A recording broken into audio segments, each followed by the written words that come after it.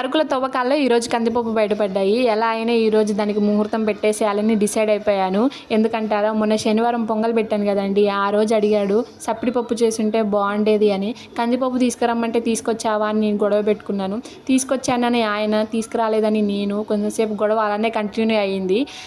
లాస్ట్కి ఆయన తీసుకురాలేదేమో అని మర్చిపోయేలా చేశాను. ఆడవాళ్ళం అంటే ఆ మాత్రం ఉంటుంది కదండి, అలా ఉండకపోతే ఇంట్లో గెలవలేము. అలానే ఎప్పుడు తీసుకురాంది క్యారెట్ నైట్ తీసుకొచ్చాను. ఎప్పుడు చూసినా మార్కెట్లో క్యారెటే ఎక్కువ రేటు ఉంటుంది, 60 రూపాయల కిలో, 70 రూపాయల కిలో అని. కానీ నైట్ మాత్రం 30 రూపాయల కిలో అనేలాగే తీసేసుకున్నాను. అలానే మునక్కాయలు కూడా 30 రూపాయలకి 4 ఇస్తా అన్నాడు. 5 ఇస్తారా లేదా అని చెప్పేసి 4 తీసుకొచ్చాను. ఎందుకో ఏమో మునక్కాయ టమాటా చేద్దాం అనుకున్నాను, కానీ ఈరోజు సాంబార్కి గాయాలని అలా ఉందేమో. ఈరోజు సాంబార్ చేసేద్దామని డిసైడ్ అయిపోయాను. సాంబార్ నేను ప్రతిసారి చేసినా నచ్చడు, ఎందుకంటే నేను ఇవన్నీ వేయను, క్యారెట్, వంకాయ అవన్నీ. కానీ యూట్యూబ్లో చూసి ఈసారి ఖచ్చితంగా నచ్చాలి, నా వంటకం తినాలి అని చెప్పేసి అన్నీ వేసి చేసేస్తున్నాను. నచ్చితే నచ్చాలి, లేకపోతే లేదు. ఈసారి నచ్చలేదు, అది బాగాలేదు, ఇది బాగాలేదు అంటే డ్రమ్ములో పెట్టేస్తానండి.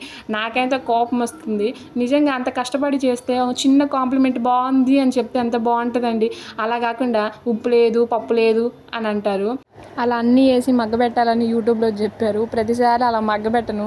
ఏంటంటే తాలింపు వేసేసి మొత్తం పప్పు పోసేసి మొత్తం మసాలా పెట్టేస్తాను. మునక్కాయలు ఎక్కడికక్కడ చిదురు అయిపోయాయి. ఈసారి మాత్రం గట్టిగా ఉన్నాయి. యూట్యూబ్ మహిమో ఏమో మరి. చింతపండు తక్కువ వేయలేక అది లాస్ట్కి సాంబార్ కాలేదు, పప్పు అయింది. కానీ టేస్ట్ మాత్రం బాగుంది. నాకైతే నచ్చింది, కానీ ఆయనకి నచ్చిద్దో నచ్చదో నాకైతే తెలియదు. నచ్చినా నచ్చకపోయినా నైట్ వరకు అయితే అదే కూర తినాల్సిందే. అది చేయడమే ఎక్కువ. పెళ్లి చేసుకొని ఇంట్లో పని మనిషిని చేశారు.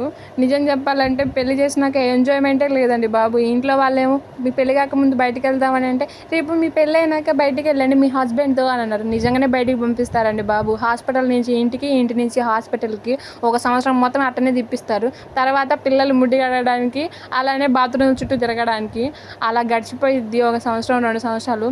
పెళ్లి చేసినాక హ్యాపీగా ఉంటారు అని అంటే నమ్మమాకండి బాబు, అస్సలు నమ్మమాకండి. అవన్నీ ఉత్తి మాటలే. ఇంట్లో ఉన్న ఎండల్లో తిరిగినట్టు చూడండి ఎలా చెమటలు పట్టాయో. లాస్ట్కి నేనే తిన్నాను.